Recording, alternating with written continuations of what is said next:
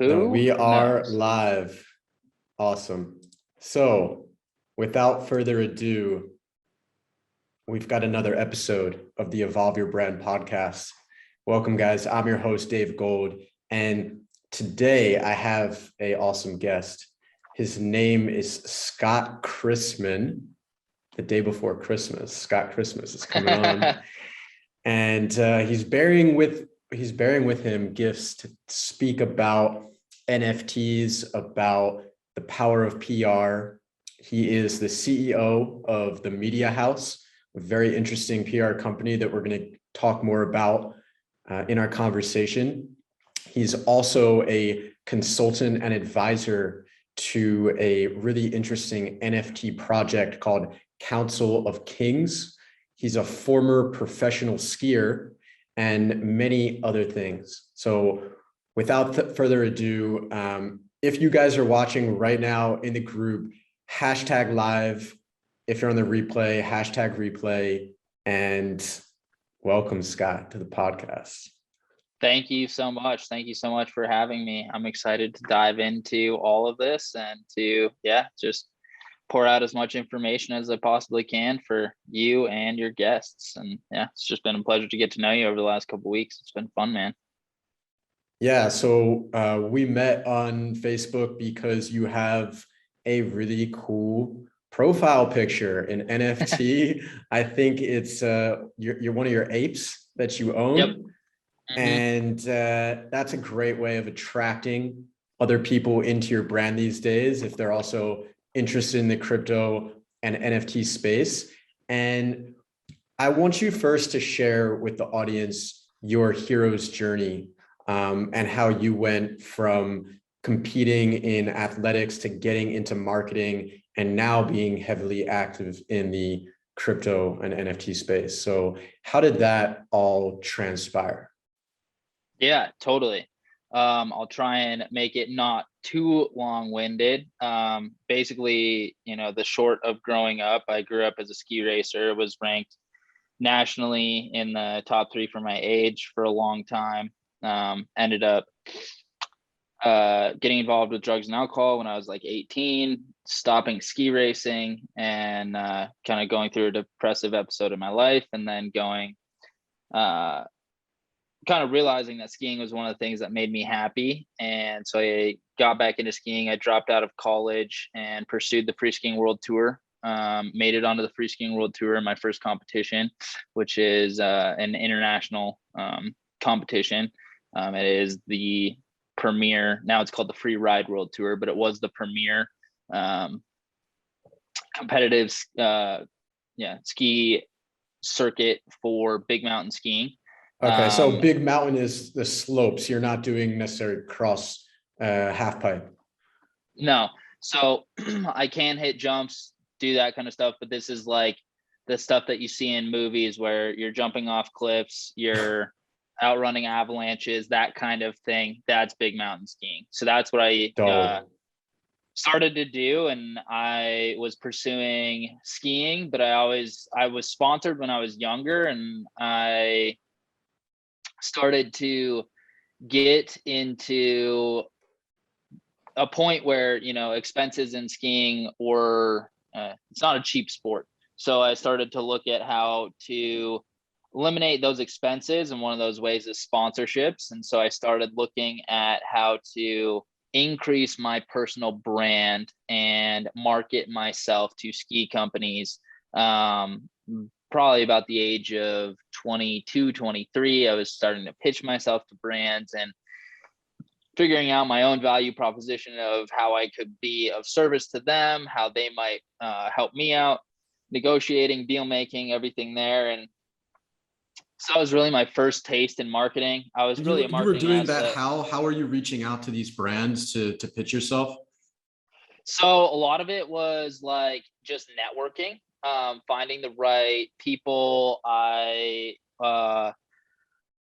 would be talking to people at parties or whatever about, pursuing free skiing and everything that I was doing. And I think my first sponsor, I was at a party at my friend Jake's house, and someone mentioned that his cousin ran an outerwear, so like coats and pants, an outerwear company. And I was like, awesome, would love it if you would set me up with them. And so then I got connected with him, and I was headed down to Chile. I was headed down to Chile within a couple weeks to go and compete in Chile, and was trying to get set up with some gear. And so I went and met him. He was local in Colorado. Went and met up with him, and he was able to kind of give me a deal to begin with. And then we went down, and the competition was canceled, but we went down south to the Patagonias, and were able to get a lot of film and pictures. And so that kind of kickstarted the whole like content creation side of things. Being able to, find it's different in the entrepreneurial journey than it is in skiing in some ways, but it's very similar in a lot of other ways. You're pursuing finding good content that will engage people's attention. And so yeah, we went to the Patagonias and got some film and some pictures and everything. That was a lot of fun. Where did you share that that content that you got from skiing in the Patagonias? So I was building my brand both on Facebook and on Instagram. Was on Instagram pretty early. Not as early as some of my friends in the ski world, but like, I don't know, 2011 or 2012, I feel like was when I started using Instagram, which was pretty early in the grand scheme of things. And yeah, building my followership there. And then I would do things like that other skiers wouldn't do. I would go to, like, if we went to a competition, let's say at Crystal Mountain, this was one of the first mountains that I did it at, I had a camera that I would always carry around with me because I was wanting to create content with my fellow skiers. And it's hard to find other skiers that can ski the same terrain as you. So it's good to be content creators together.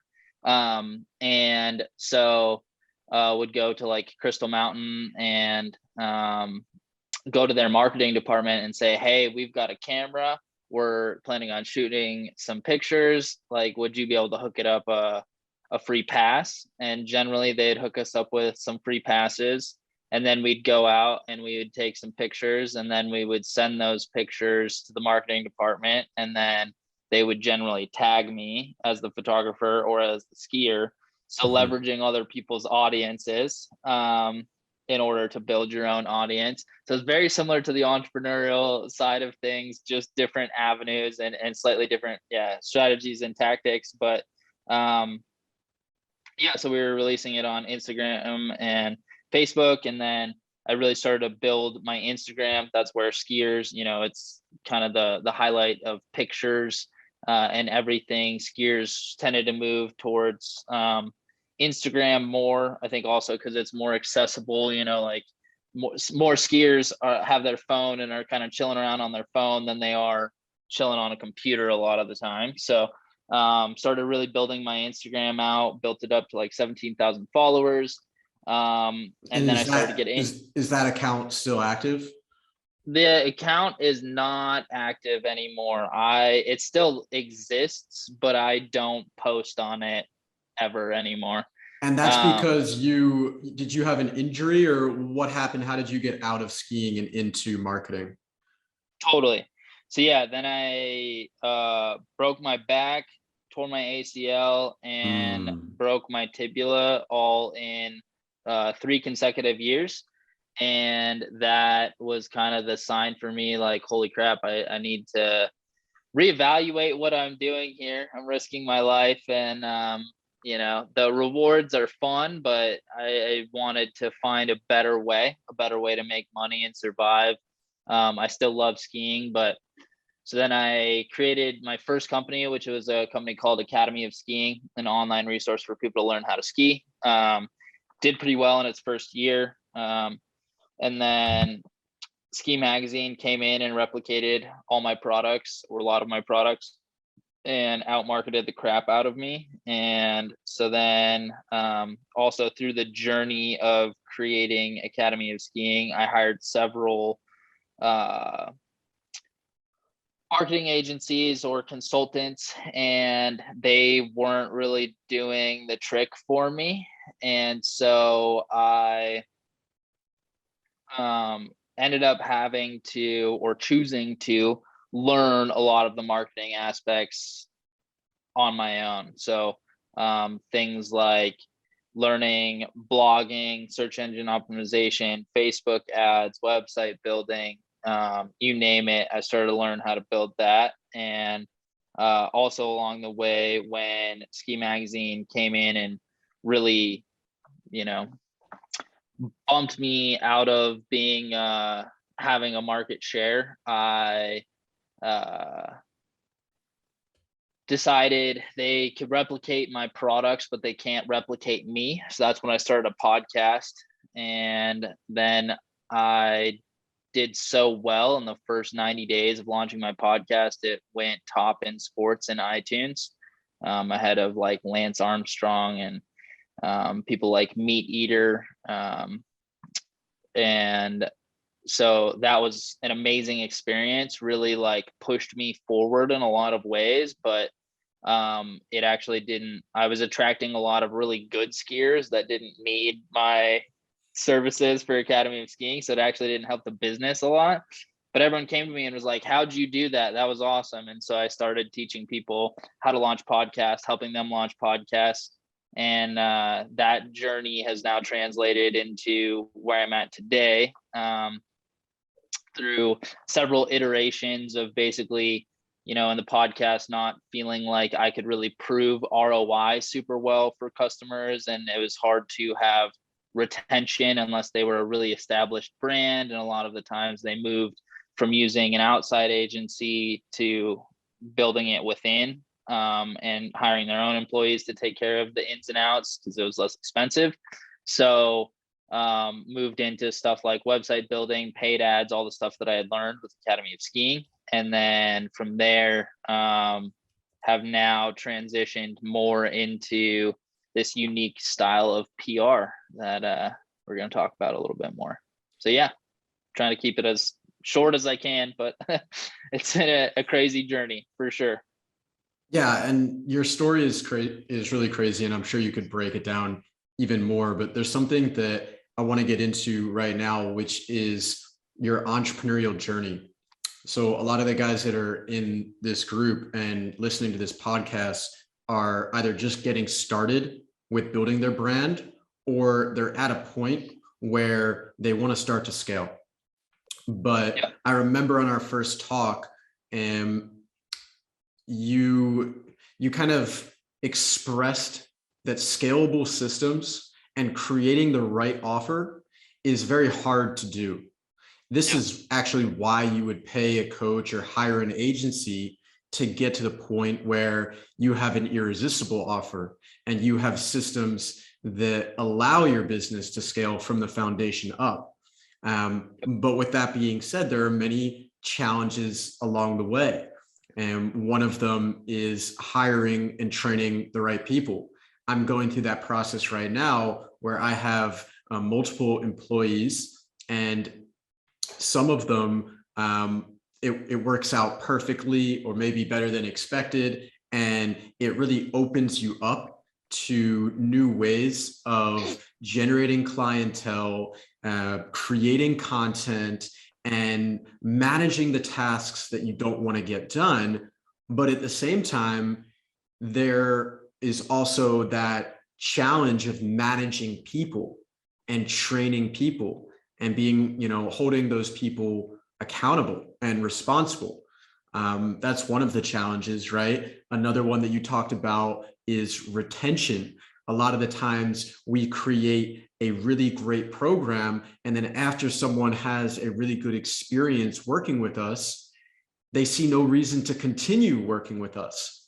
And that's not actually a sustainable way, in my opinion, now of building a business, a brand that actually creates massive value in the world and in the marketplace, is a brand that someone's going to want to follow for the rest of their life and continue to invest in different ways, because that person is not just able to help them in one facet, but possibly in multiple facets. And finally, I thought it was interesting what you said about companies starting out on the outsourcing, and then they decide to start insourcing, which could theoretically take your job away if you are a digital agency, unless you can create that kind of relationship with that client that makes it so that they're going to always want to be supported and served by you in their brand. So yeah. I found that to be fascinating, how we've talked about a lot of the challenges in online entrepreneurship. And I'm wondering if you want to dive into some of the challenges that I brought up just now and how you overcame them on your journey. Yeah, totally. So like everything you just talked about is so real, and it's something that is not really portrayed when you look at the influencers and the gurus, when you're listening to the Facebook ads and they're saying that it's all so easy. It can be easy with the coach. That's why you hire a coach, because they've been there, they've done that. But it's also, there's a lot of people who see the money being made from the coaching industry, and they decide that they are going to become a coach without ever having accomplished what it is that people are trying to accomplish. Yeah, they're basically seeking the coaching journey to get rich, yes, but they don't understand that the coaching industry and consulting as well is all about providing a service. And so if you can't provide a service at a high level, from a place where you actually want to serve those people, okay, you're not doing it just to take advantage of them, then eventually your product reputation is going to go down and you're going to be pushed out of the market. And many coaches got into this personal development realm during COVID, also many service providers. And I've heard from multiple people that they are considering going back and looking for a job, or that their clients have decided to go back and start looking for a job right now, because at a certain point, and I've seen it with some of my clients trying to build a personal brand, you get discouraged by the challenges and the difficulties and the adversities that you're going to face in building a powerful personal brand, where you go from being an unknown to actually a micro influencer in your niche. Yeah, totally.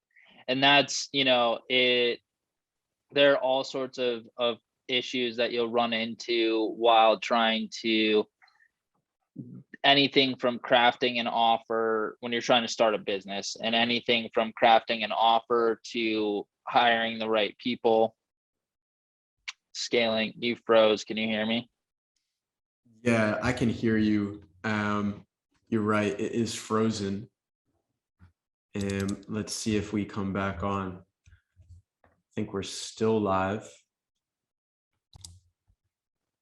Let's keep going. So where were we? Cool. So you'll run into a lot of different issues when it comes to growing a business, scaling a business, starting a business, and there's all sorts of things that will really, they get you distracted. One of the things that I've really learned over the last, couple months in refining my latest offer and kind of niching down into exactly where I want to be in business right now, was this like lack of clarity, lack of focus, lack of understanding and confidence in my ability to provide. And it's funny because when I was first starting out in entrepreneurship, I had this wild amount of confidence and courage to say, like, I can do anything. Like, they're doing it, I can do it too. Cool. Like, they make it look easy, I'll make it look easier. And that's kind of like my competitive mindset of things. Mm. But I didn't really have the same background in entrepreneurship really that I had in skiing. And like for me, the whole idea of skiing was like anything I watched anyone else do, I could go make it look just as cool or cooler. And so I kind of had that mindset when I was walking into entrepreneurship. And I also went through the process of hiring a lot of the wrong coaches in a lot Mhm. of situations. And really, for me, it was this, I was seeking just like guidance from other people, but I didn't necessarily have the clarity of what I wanted to do, where I wanted to go, what I wanted my personal brand to be. And I also had these like massive visions of like, I'm going to do so many different things, like kind of that whole, um, it's something that happens with so many business owners. They're like, I'll serve anyone. Like everyone is my audience. And then, people will hear like, yeah, trying to serve anyone, or if you try to serve anyone, you'll actually serve no one, but no one believes it. But it's so true. The reason why for me, when I was trying to serve anyone, but serving no one, was I would hop on a call with someone and I'd be like, yeah, I can, help you launch a podcast. And then like, hop on another call and be like, oh yeah, I can help you with your paid ads. And I didn't have like a full team built around me that could actually help support all of that. And I either had to do so much micromanaging or implementation myself on so many different things that I never really developed a really deep skill set until the last like year and a half or so. And a lot of that came from just this kind of heroic mentality, like I can do it all, like and so Yeah, for me, absolutely. Like I was a tennis player, and that competitive edge that I have, and it's funny because a lot of the time I talk about it as well as many other people, that you want to come from a collaborative place instead of a competitive place in entrepreneurship. But I think that something I haven't mentioned before is if you fail to bring at least a little bit of a competitive edge, like a chip on your shoulder, where you want to be successful, then you won't be successful. Okay. Because it's one thing to come in thinking, oh, I've helped out my friends. I'm really good at this skill. People are just going to, naturally show up and pay for it. But I think I was checking out one of your websites, your blogs, and you said that understanding how to communicate what your business offers creates more sales. And so one of the yeah, biggest reasons why guys reach out to me is because they don't have clarity around their messaging, around the tone, and around the values that they're trying to portray to their audience, so that I can help everyone comes off as very egotistical.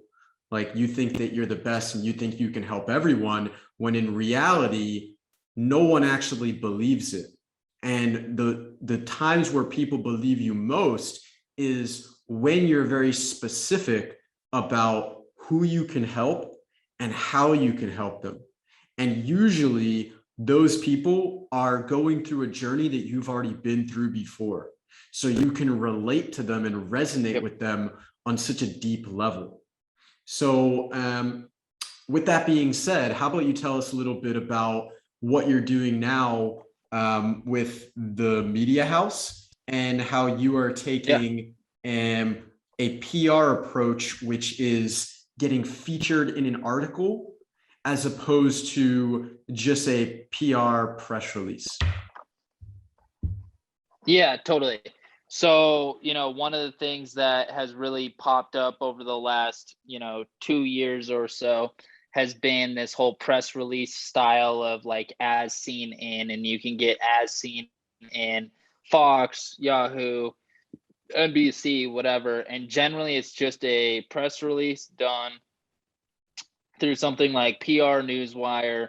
You pay $500, $1,000. It gets syndicated out across a ton of different media sources.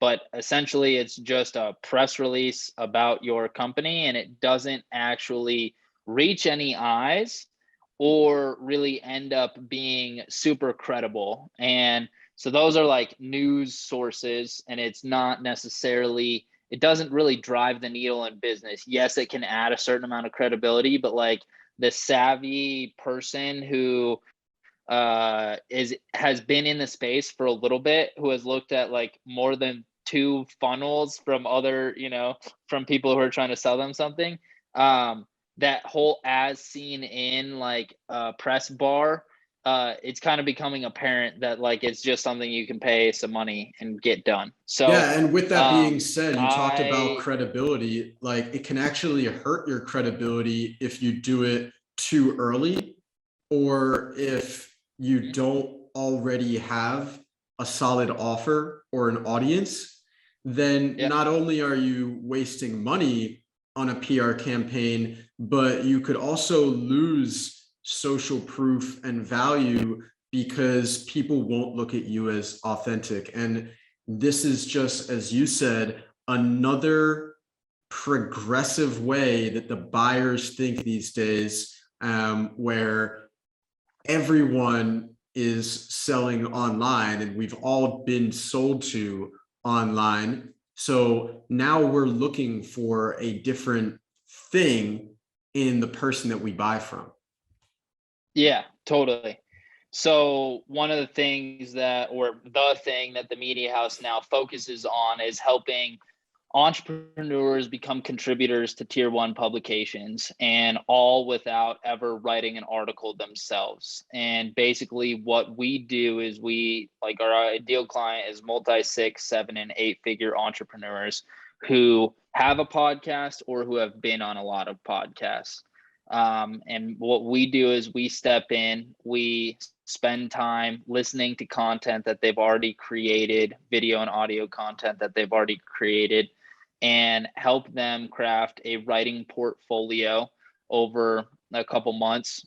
We write, 4 to 8, sometimes 6 to 12 articles for them to build out their writing portfolio. And then we start pitching them to publications like Business Insider, Forbes, Entrepreneur, Fortune, Wired, Fast Company, Success, a bunch of different, large tier 1 publications that can really help with creating a personal brand and a big impact with their personal brand. Yeah, And talk about large like amounts of credibility. leveraging media exposure, because you've talked about leveraging, right? In your podcast, you were leveraging the people that came onto your podcast, these big skiers, okay? And at different points, we look to leverage the brand of the person that we're collaborating with, that we're working with. How does the media exposure from Success or Fortune 500 or Entrepreneur or Forbes, how does that create massive value in your clients, and what's kind of the return on an investment that they're able to see? Yeah, totally. So like, I'm just going to touch a little bit. You can buy a Forbes feature for anywhere between $7,000 to $9,000. It is just a one article that's written about you, and generally it doesn't end up leading to driving very many site visitors, very many sales. It can, if it's done correctly, end up giving you a decent amount of traffic for a short term, but it's not consistent and it's not sustainable. One thing you can't do, so we're not paying any of these editors to get you in. If we offered to pay an editor to get in, that person would be blacklisted from ever writing for that publication ever.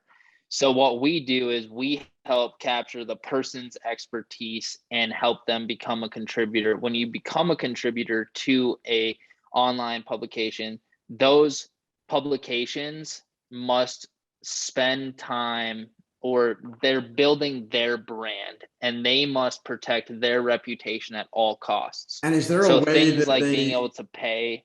is there a way that they verify that people aren't paying the content writers to get into those big publications? What's the check and balance there?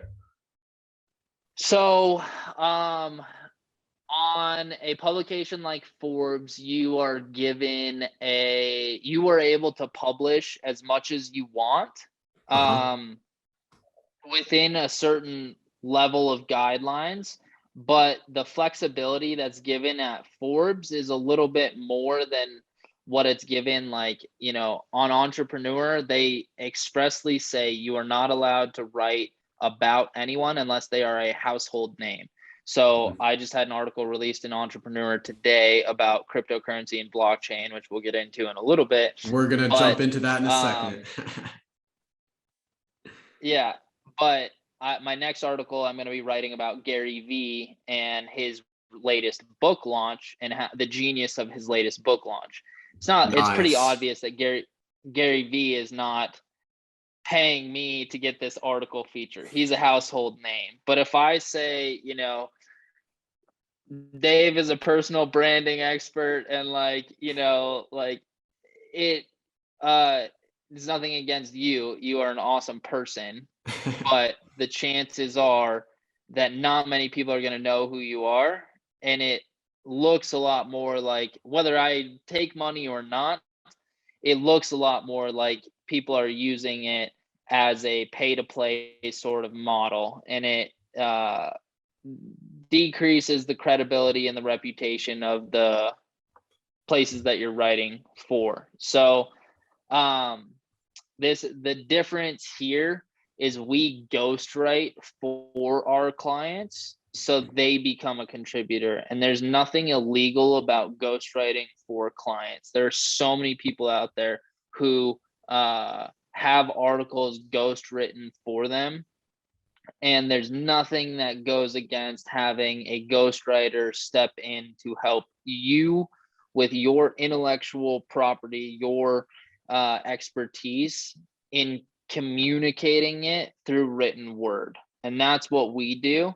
The checks and balances, like Forbes is kind of loose because there are people who are willing to take money to write an article, and they can make pretty good money. But the chances are that they're not going to be a contributor in 6 months or a year, because eventually their editor is going to say, you've had 30 articles come out about these people. Like, seems like you're running a PR, company in and of yourself using our business, not like you're actually trying to create value for our readers. And that's, the way that we're doing it is the articles that will come out in these publications will be very much in accordance to their expertise, communicated as that person, and demonstrate that expertise in a way that helps the readers of Entrepreneur, of Forbes, of wherever, move the needle in their own business. And that's, the drastic difference is, like, when you have something like a Forbes article written about you, generally it's just a big ego stroke for the person that's there, but it doesn't actually add any value to the people that are reading it. It's just like, oh, look at this person, they're so cool, maybe they're up to something interesting or whatever, but it doesn't actually really drive the needle for the readers. And that's where the symbiotic relationship comes in. And we've talked about leveraging other people's audiences, but in a collaborative effort. Like, I'm not on this podcast because I want to talk all about me and who I am as a person. I've done a lot of that so far, but I also want to add value to the listener, to the watcher, and I want to create a mutually beneficial experience for both you, me, and the listener. And that's the most important part of entrepreneurship in general, and looking at any sort of business transaction is like, if you're a marketing agency, you want to gain money for yourself, give value to the client, and give value to the client's client, right? Like, you want to help deliver a valuable experience for the person who's being marketed to as well. And that's where our approach differs drastically from other people's approaches to PR. Is a lot of people, PR is just a way to stroke ego versus a way to demonstrate expertise Or and create share fake social knowledge proof. with a reader base. Yes, exactly. Or create fake social proof. So that's the biggest goal that, that we have as an agency, is to help successful entrepreneurs portray their expertise in a way that helps not only themselves, but the publication and the readers of the publication.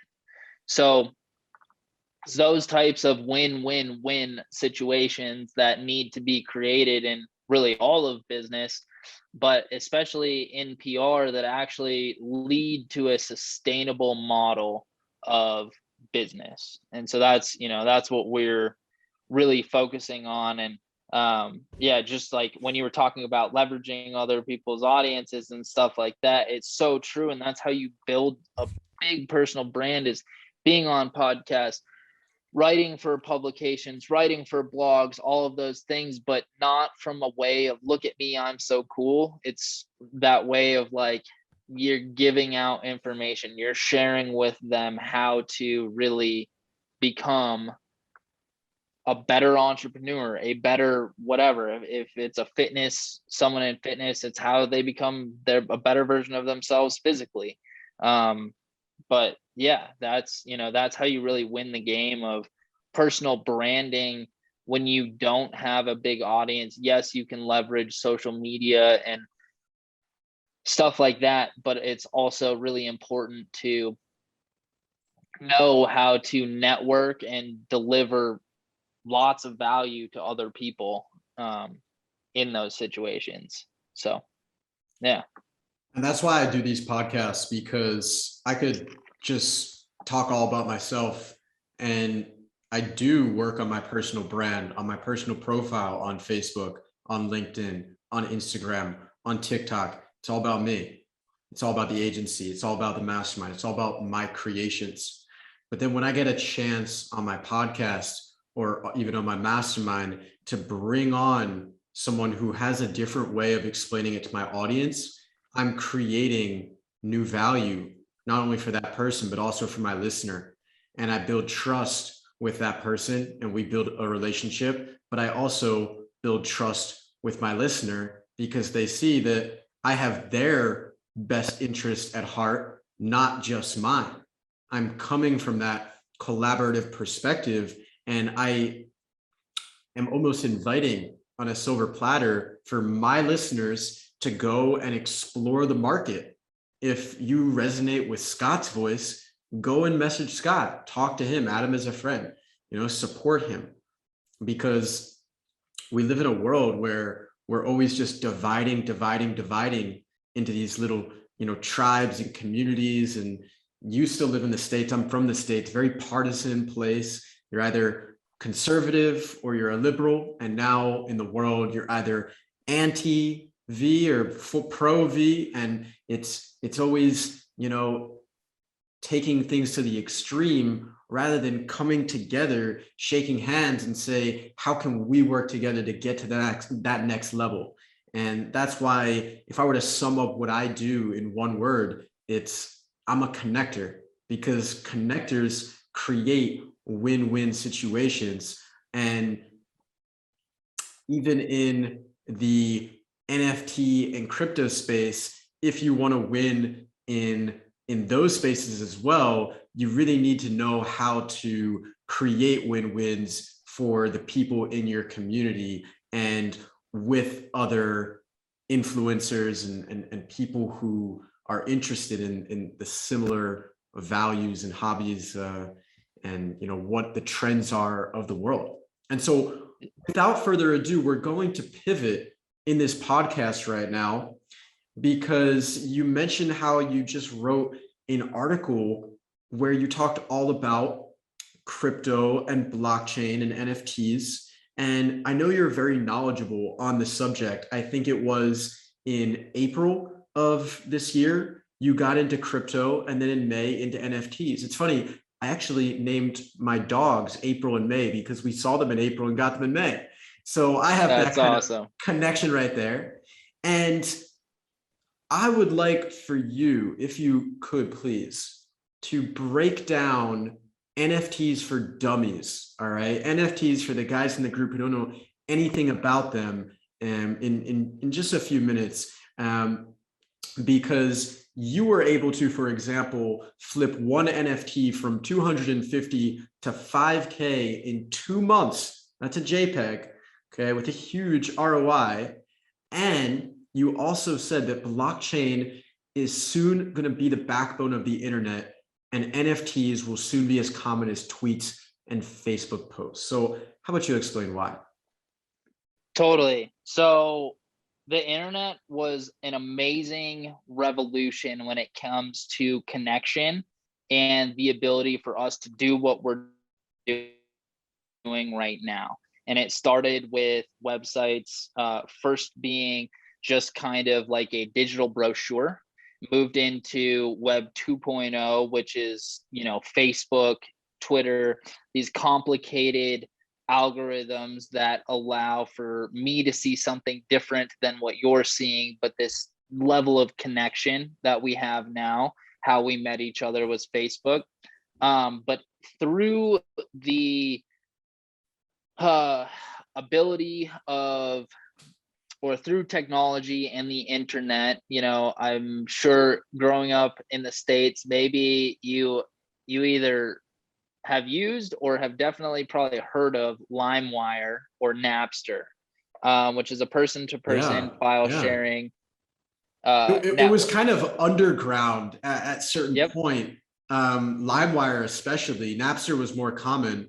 But yeah, that file sharing, but also to listen to music and to have the opportunity to listen to the music without having to go to Best Buy and buy the CD.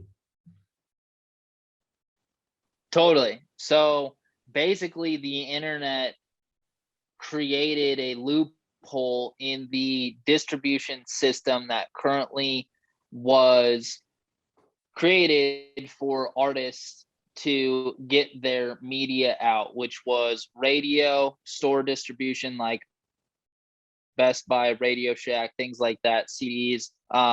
And those were really the two main ways for a fan to distribute their music without being live like a concert, right? And essentially what you do there is you create a bunch of middlemen in between the artist and the fan. And so you make gatekeepers, and then in the middle of the 2000s, two things happened. Person-to-person file sharing happened, and social networks happened. So the ability for someone to go viral and create an audience for themselves was directly from consumer to consumer or creator to consumer. And then also, this was like the bane of creators for a short amount of time, was the person-to-person file sharing network that is LimeWire, where you could download these digital files for free. And the thing that you can look towards those files is they are fungible. So they are infinitely replicatable. A song on a hard drive can be infinitely replicated, and there is nothing different about any of the songs that are infinitely created on your hard drive. And the way that it happened with LimeWire or with Napster was basically, I have the song, someone else has the song, someone else has the song, and the person to person file sharing gave you the ability to download the songs pretty quickly without taking up a large amount of bandwidth from your computer. And so it made those middlemen also obsolete. So two places where obsolescence happened with middlemen. One was the creator to consumer, the next was LimeWire. But the issue with that is then you have these platforms that come out like SoundCloud or even Spotify, where the creator isn't necessarily rewarded in the same way that they should be for what they're creating. And it's something like 90% of, or it's probably more than that, it's like 90 or 95% of the creators on Spotify make less than like $10,000 a year or something like that. And this is like, there are some creators who get a decent amount of listens, but aren't able to actually monetize their creativity because a new type of middleman distributor came into play there. Instead of Best Buy, now it's Spotify. So now let's jump into non-fungible tokens, NFTs. So what an NFT is and what it does is it's the ability to actually verify ownership of a digital item using blockchain technology. And blockchain technology is a digital ledger that is decentralized, meaning that there's no warehouse of computers that is so like the difference between the blockchain and something like Facebook or Twitter is Facebook and Twitter, I'm not 100% sure, but likely they both use Amazon Web Services, which is just a warehouse of computers that help track, store, compute all of the data that happens on Facebook or Twitter. And that's what runs the giant web application that is Facebook or Twitter. But it's centralized to one company owning it and generally one centralized location. A couple months ago, Facebook was down for like 5 hours or whatever. Part of that was done, it was hacks, but it was also because it was a centralized system that allowed for the hack to happen. Decentralized means that anyone who wants to participate in the creating and the recording of the ledger of the blockchain can do so by using computational power. So there are people all across the world who are mining Bitcoin or mining Ethereum. By mining Bitcoin or mining Ethereum, you are helping to contribute to the digital ledger and helping to ensure the correctness of the digital ledger. So that digital ledger is what allows us to be able to go and look at something like we can go and look on the blockchain, like a website like Etherscan, and see that I own my Bored Ape. And by being able to prove that I own my Bored Ape, it's not just the receipt to a fancy JPEG. By proving that I own my Bored Ape, there's other utilities that can be added. So just like you buy a ticket. Let's talk a little bit more about that. So I'm sure the guys that are listening, if they're into NFTs and crypto, some of them have already invested or at least have heard about meme coins or shit coins that on the surface don't seem to have a utility value. So with NFTs as well, the NFTs that are going to succeed are going to be a lot of the ones that have a utility purpose or value. And what kind of utility can go along with an NFT, and can the artist provide to the person that purchased it? Yeah, totally. So I just bought an NFT the other day called it's like Galactic Gang NFTs, and it gave me entry to a concert and an art show, and I had to prove that I had the NFT, and it gave me the free entry to the concert and the art show. The same thing goes for anything that you buy a ticket for. You know, it could be a basketball game, could be a concert, anything like that. But not only does the creator has the power here, but you could the amount of utility or application that an NFT can have is really limited to your imagination. And you know, so I was sitting at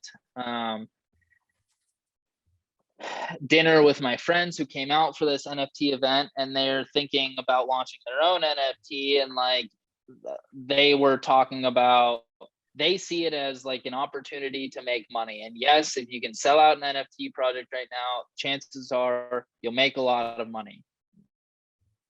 Like, it's a lot harder to sell an NFT project right now than it was 5 months ago. It was a lot easier to sell one out 5 months ago, but the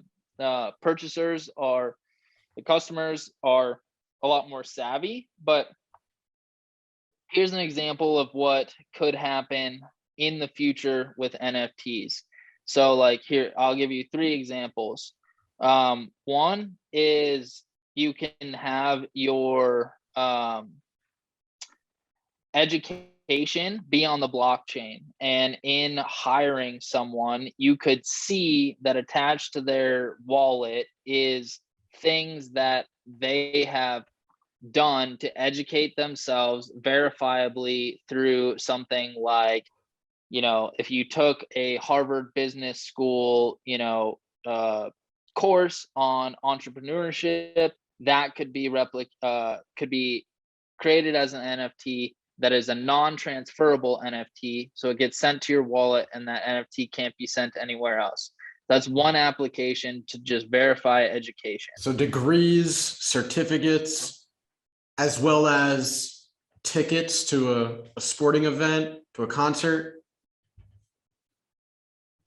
So another application, let's say you own a local burger joint and you want to sell out 1,000 NFTs. And this is like in the model of the way that like most collections are happening right now. You have like rarity, right? So like a gold Bored Ape is worth over $1 million. Mine is worth like 200,000. So like the reason why that one is worth over $1 million is because the gold fur is more rare than my Bored Ape. So that's the rarity. So let's say you're a local burger joint and you mint 1,000 NFTs and they're all $100, and you so that'd be $100,000 in revenue for your burger joint. You have a rarity distribution of 1,000 NFTs. You have 950 of them that are a picture of fries. You have, or let's say you have 475 that are fries and 475 that are a picture of a cola. And then you have 25 that are, or 30 that are a picture of a milkshake, and 20 that are a picture of, or sorry, 10 that are a picture of chicken nuggets, and 5 or 10 that are a picture of like a double cheeseburger. It's a yearly NFT. The people who get the burger get free burgers for that year with that NFT. The people who get the picture of the fries get a free fries for that year just by presenting the verification that they own that NFT. So you get an upfront cost or an upfront revenue from selling out that NFT of $100,000. You are required to give out those burgers. If they come every day for a year, to get burgers. And obviously you can add some stipulations for this. You can only use it twice a day, and you can only get 2 burgers at a time or whatever, like that would probably be a lot of a lot of burgers. But so you could get that money up front, but not only would you get that money up front, the person that owns that NFT, let's say they get the free fries NFT. Anytime they come, chances are they're not just going to get their free fries. They're going to get a burger, or they're going to get whatever else. They're going to get a milkshake, and they're going to come and redeem their free fries. And they're going to be stoked that anytime they come to that restaurant, they get free fries. They're going to feel like they're getting a deal, right? Or they're going to sell that right to the burger for a year. And not only is that person that bought the burger for a year and got rewarded from the rarity of that offer, of that asset, of that utility, going to make a lot of money, but the burger place is also going to get a commission for every sale that takes place thereafter. Is that right? Yes, totally. So you can set royalties to these NFTs. That's one of the great things about the creator economy, is if an artist sells a painting, they only profit off of that painting once. So like, let's say there's an artist now who ends up being the next Picasso or something like that, but they sell their original paintings for $5,000, and then in 20 years that same painting is worth $20 million. They are not going to benefit, neither is their family, off of the resale of that painting. The physical painting. Unless for some reason in the contract it was written, but that doesn't usually happen. That wasn't what was actually going on in the market. And so now the creator, the artist, has longevity in terms of their creations, and you're able to associate that work of art with that person forever, and they're able to benefit from it for many years to come. Is that right? Yep. And definitely. And with that being said, so we move into this period now where 5 or 6 months ago, someone could create a collection that could sell out quite quickly, and people were not as educated on the world of NFTs, and now it's gone mainstream. So would you say that a lot of the NFT projects right now are overvalued? Because I think that you said in one of your posts, NFTs can be financially liberating, or you can lose it all. Yep. Yeah. So picking and choosing the right ones, the ones that are actually going to go up in value right now, is definitely, it comes down to utility and the team's track record. And, there is potential that Bored Apes are overvalued right now. I don't think that they are, given they are about to add a coin and a play to earn game. Mm-hmm. So as I build more utilities with the project, there is more longevity and also more ability for a price increase. And you're a holder of a Bored Ape. Have you considered selling that asset, or are you a hodler long term? I will definitely probably be holding it for quite a while. If it hits something like 500,000, maybe even 1 million, then like over the next 6 months, it would be very hard for me not to sell. Just because I could take that $1 million, I would really only get 600,000 out of it, because most of it's pure profit. I bought mine pretty early, so I would have to pay capital gains taxes. There is an incentive to hold it for more than a year, because short-term capital gains taxes is a lot higher rate than long-term capital gains taxes. But there would be an incentive for me to sell if it hits a certain point. But for me, like there's another NFT that doesn't get talked about nearly as much, called Cyberkongs. Cyberkongs generate 10 banana coin a day, banana coin, last time I looked at it, which was a while ago, was worth like $50. So it's yielding $500 a day or $15,000 a month, which is And better than you're holding a I'm not holding a cybercon. CyberCon. And you know what I was learning about today actually with my NFT coach is actually and for you guys who know him, it's Vuk, who's thrown the crypto workshop in Dave Gold Evolve. So shout out to Vuk. And we were talking today about yield farming and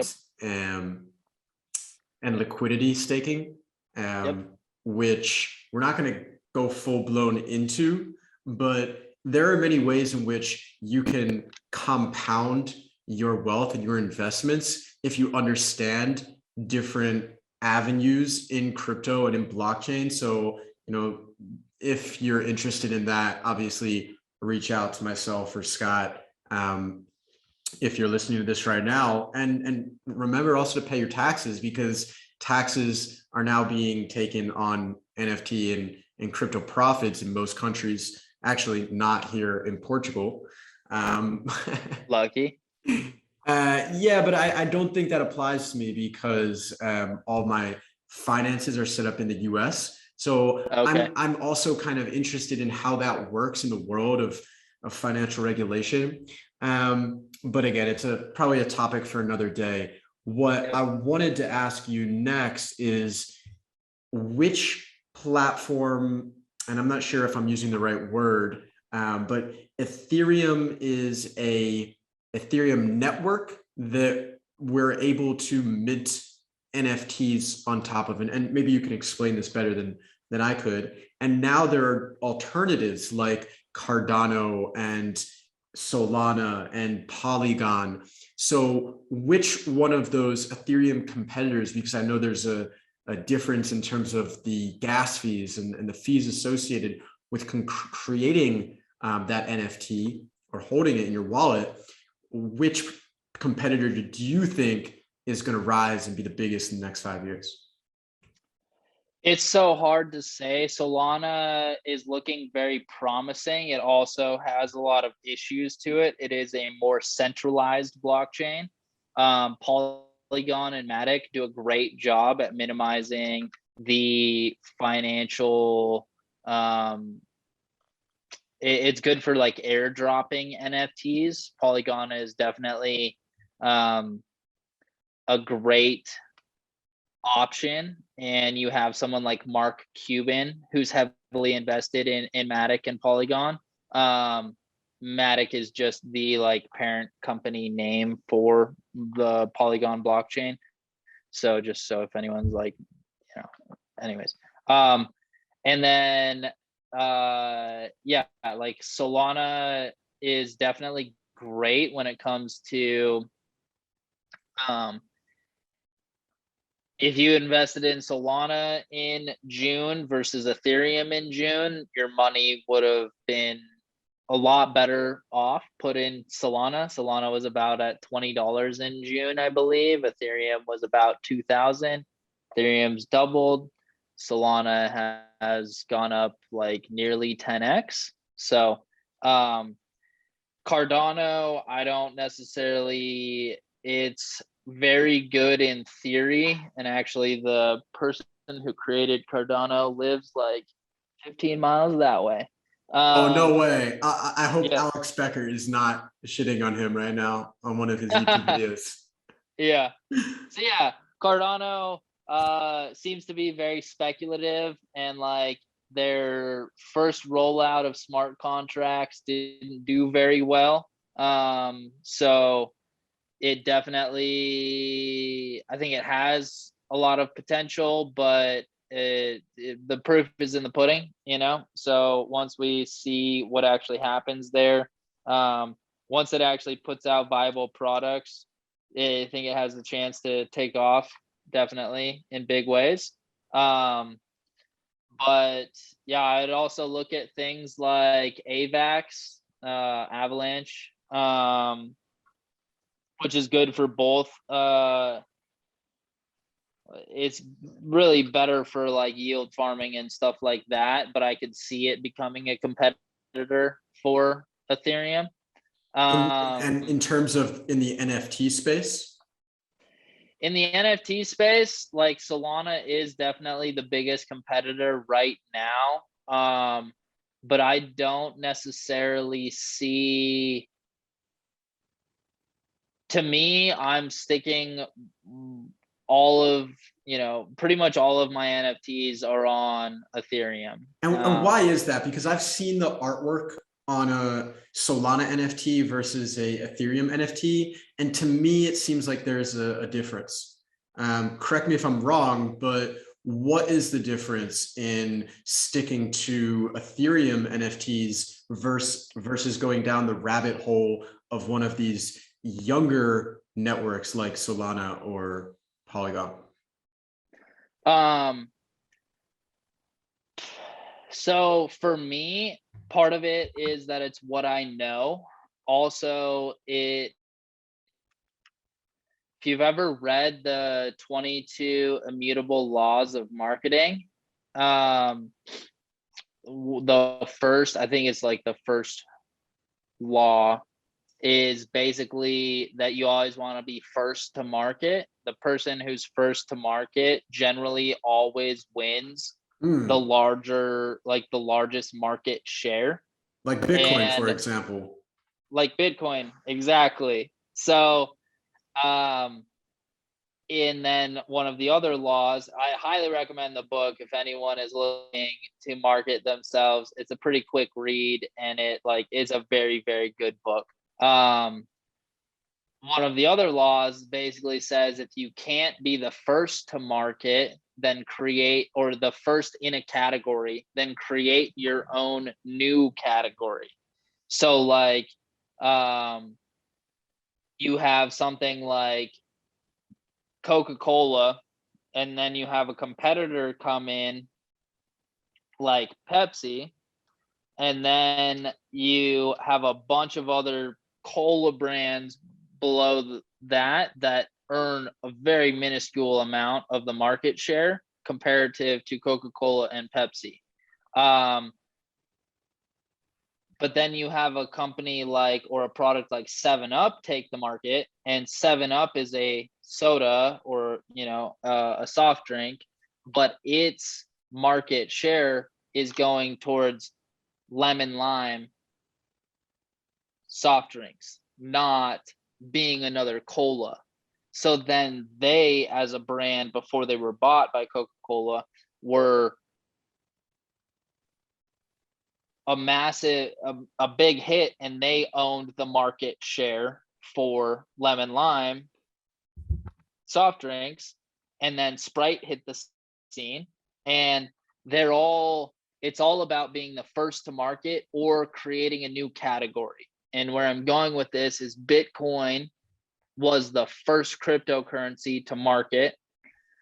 Ethereum was not the second, but Ethereum was the first to coin the term like smart contracts, and their value proposition is they call themselves like Ethereum calls itself a world computer, and there are all these decentralized applications that can run on top of the Ethereum blockchain. So to me, it's a smart bet to bet on Ethereum, given they were the first in the newer category. Rather, like they created their own category, and now you have these other people who are vying for market share, like Solana, like Polygon. But you also, for me, I also have to look at where, if they own the biggest market share, then they also likely have the biggest market of consumers and creators, which means that if I want to sell this asset, which is an illiquid asset, it is not something like a coin where I can just swap out 0.5 Ethereum for 2,000 US dollars and call it a day. Like a NFT is sold to you have to have a market maker, and taker. You are the maker, they're the taker, but it has to be an individual transaction.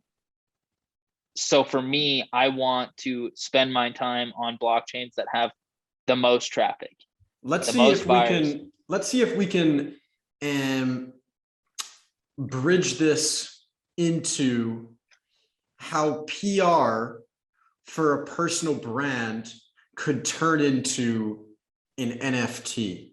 So is there a way in which we could create an NFT that would allow someone to market their personal brand and elevate their brand awareness, exposure, and also their social proof? Yes and no. Like the ability to create an NFT for PR, like strictly PR, is in the hands of the large publications, right? Because like what you're doing when you have PR is leveraging a publication's audience, that publication that gets millions of monthly site visitors. You're leveraging their audience to be able to express your opinions or report on something or being featured in that article. When it comes to NFTs and leveraging that to create a personal brand, I think that NFTs are more of a supplement rather than a Solution. Solution in a lot of ways.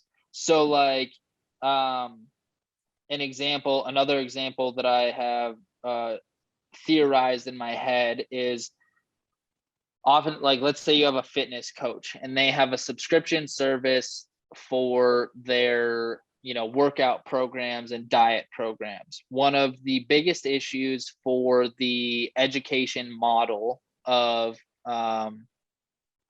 for entrepreneurs and business owners is getting people to actually participate in the activities. Like getting a sale is generally easier than pushing people to actually accomplish the coaching that you're trying to give them, right? So true. So you can lead a horse to water, but you can't make it drink. And you can sell someone a dream, exactly, but it's only up to them to actually act on that dream and build the brand. I see it in some of my clients as well. They want me to build the brand for them. It doesn't work like that. You are your brand. If you don't want to take full ownership and responsibility of the necessary actions, not the actions that you want to do, but the actions that you actually need to do to put in the work to build that brand, then it's never going to grow. Yep, totally. So one thing that an application for an NFT within a subscription model could be that you require the person to do 2 workouts a week for 4 weeks, follow the diet, and record basically their progress throughout that time. If they do that, take a screenshot of like their Apple Watch or whatever, them doing the physical activity for that many days, eating the diet, and require them to shoot a testimonial video that says, I followed so and so's workout program for the last 4 weeks, and these are the results that I got. Not only did I lose 5 pounds, I feel so much more vibrant, energetic. If they send you that video testimonial of them actually accomplishing what they've accomplished, then plus the proof of them actually doing it, then you can reward them with an NFT. That NFT can give them a 15-minute coaching call with you as an influencer, because a lot of the times when a subscription service scales to a certain point, there's no way to give individualized attention except for at a higher price point, right? Mm-hmm. But you as a influencer are going to benefit from social proof and testimonial of someone actually going through the process that you've laid out for them to lose weight, to get more fit, to get healthier, whatever. And at the same time, they get rewarded for that by getting this NFT that gives them direct access to you. Let's say they don't want to use it, they can sell that NFT to someone else that wants direct access to you, but doesn't want to go through the time and effort of actually going through the program. And so you can actually create an ecosystem where more people accomplish your program, complete your program, and where you have more social proof, all for an offering of saying like, here's, you know, a free token to have time with me. That's so fascinating. That would be a way I wonder that which person in this community is going to be first to act upon that, and create incentives of gaining NFTs to actually have personalized access to you. It's fascinating. Now, I know we're coming to yeah, go for it. No, I just think it's a very interesting application, and that's where like the imagination is really the only limit here. And the ways that you can reward people is literally limitless. Mm-hmm. And the application for this digital property, this digital ownership it's endless. And it's not going to be, I don't think it's ever going to be something that makes someone's brand or makes someone's business, but those who are successful can utilize this tool to further create better results in their business. And that's what my view of the NFT, the hype is going to die down for JPEGs, and it's going to be very much, it's going to change a lot. The way that I see NFTs right now is when in 2006 or whatever, when the first applications came out and you could turn a lighter on your phone, like it would just show a lighter and like you press it and it turned, like the lighter flame went on and then the lighter went off when you pressed it off. Like that's where we're at in NFTs right now. Like they are so overly simplified and not thought out in the best ways possible right now. For massive utility value, for massive value to the end consumer, and innovative ways of actually creating longevity and sustainability in these projects. And that's why, you know, a lot of them are pump and dumps, including the one, including what almost happened to the company that you are collaborating with right now. And so as we end off this, you know, fascinating conversation that we had today, we might have to break it up into two parts when we publish it to Spotify and to YouTube. And I just want to make sure that we save a little bit of time for you to talk about Council of Kings and this idea of creating a real estate investment fund in the metaverse, right? So this is kind of our summary, our wrap up as we get into the final segment of what is your contribution to the NFT space right now. Yeah, totally. So I'm working on a project called Council of Kings. You can check out the website, www.councilofkings.com. I built that website too. If you want to see what my websites look like. Go give him some criticism, guys. Yeah, right. Tell me what I fucked up. But so Council of Kings is the first NFT backed metaverse acquisition project. And basically what we're doing is we're using 75% of the sellout to turn around and buy metaverse real estate. One of the people on the team, the co-founder, is a real estate development. He does real estate development in real life. He's building out a 160 home and like 7 or 60,000 square foot commercial property. And Scott, this project didn't start off on the right foot. Is that correct? Right. So I wrote an article about it. We can link that. But basically, the way that they were going to begin with, they had a bunch of ideas, but they weren't actually going to be able to fulfill with those ideas that the things that they wanted to. And so they were promising a lot, but not going to be able to deliver anything immediate. And most likely the project would have just turned into a pump and dump, and they would have been able to walk away at some point, just kind of cut ties and say sweet later. And they came to me but shortly before they were originally supposed to launch, and they're like, we don't know what to do, but we don't want to have our names attached to this project and it to be a pump and dump. Like, we have more integrity than that.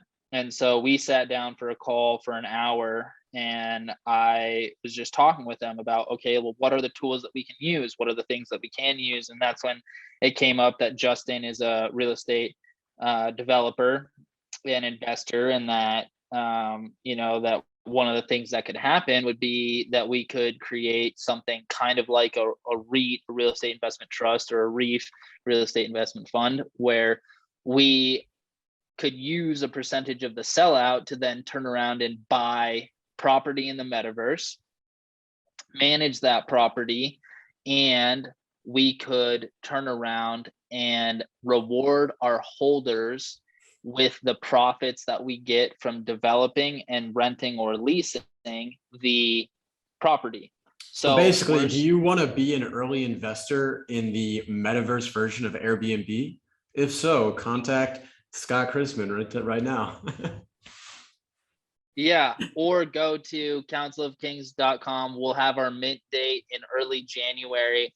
We're fleshing some stuff out with lawyers right now, because one of the things we're trying to avoid is being a security. So we are, going through all of the things necessary because we plan on being big enough to actually get scrutiny from people like the SEC. If and when we sell out, if Ethereum is at the price that it's at right now, we will make about $4.5 million. We're going to turn around and put $3.5 million back into the real estate investment fund. And we hope to grow that metaverse real estate investment fund to $50 or $100 million at some point. And so that's big enough to get eyes on us from the SEC. So we want to do it right from the beginning. But yeah, the best way to get involved is to join our Discord. You can go to the website. There's like a social media tab on the top right, and you can join the Discord, ask us any questions there. And our big thing is, we don't want you to have FOMO and to just jump into the project thinking oh, this is going to be the next big thing. We wholeheartedly believe it's going to be the next big thing, but we don't want your money unless you have conviction in the metaverse in the long term, because we want you to be able to buy this and hold it and not check the prices for a while and not be glued to your computer. In my opinion, one of the things that's the most important for me is protecting my time. And if I'm spending time trying to figure out what the floor price is all the time, check OpenSea, check your Coinbase, your Kraken, your crypto.com wallet. It's not actually efficient, and it's just an emotional connection and attachment and an aversion to what you actually should be doing to focus on building your brand and growing as a person. Exactly. And if I'm investing so much money that I'm losing sleep at night because I don't feel comfortable with the amount of money in, and if it does go down, if I'm going to freak out about it, it's not the investment for me, right? So we want people who want to buy this NFT, hold it for the long term, and have confidence that we're going to do what we say we're going to do, and they will earn income based on a percentage of income based on helping us to market the project. So things like having their King NFT as their profile picture and other things will then allow them, they will be an advertiser for us, and that will help us be able to provide them with money that we get from the renting out the properties that we are buying and renting. So yeah, that's the basic the skinny of the project. I'm really excited about it. We have some really big influencers that are looking at it, but they're good. They're not people who are just going to shill and walk away. They're people who will actually support the project long term. So yeah, I'm really excited about that and the whole project in general. I have never heard of that idea before of renting out, buying land in the metaverse and renting it out, and gaining wealth just through the growth of the portfolio. So I think it's really fascinating. I've kind of lost track of time. I feel like we could just talk about this stuff forever. So I'm going to wrap it up on my last question, which I asked most of my guests, which is, how are you going to evolve your brand in 2022? Totally.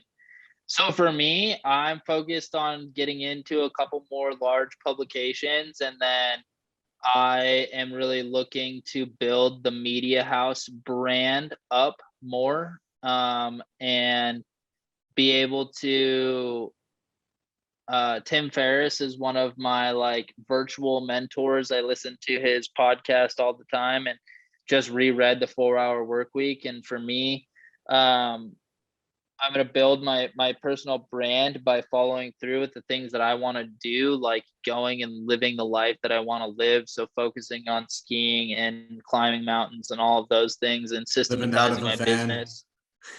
Yes, exactly. Live out of a van and be able to systematize my business so that way it doesn't need me as much, and let my personal brand speak for itself by the people that I get into large publications and the life that I'm living, and kind of be able to demonstrate, hopefully, to people like that are listening to this podcast or listening live, that anything is possible, and that when you really do focus on the right things in business and stop getting distracted by all of the bullshit noise that's out there, that you can make an income, not spend all day on the computer, be able to provide value to your clients, and live the life that you want, and travel or do whatever it is that you actually want in life with the time that we're given. So that's my plan for my personal brand in 2022, is to show people what's possible.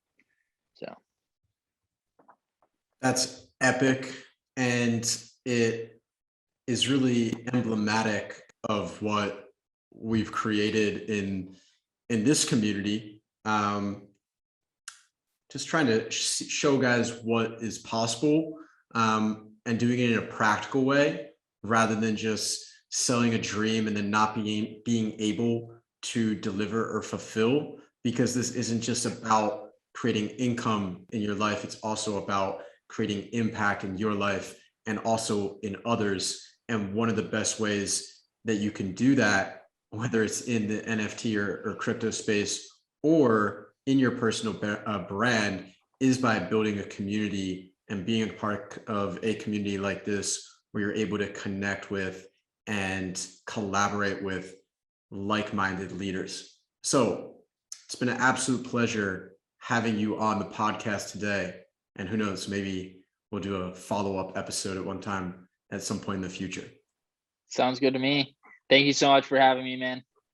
Awesome. All right, guys, have a good night. We'll talk to you soon. Peace.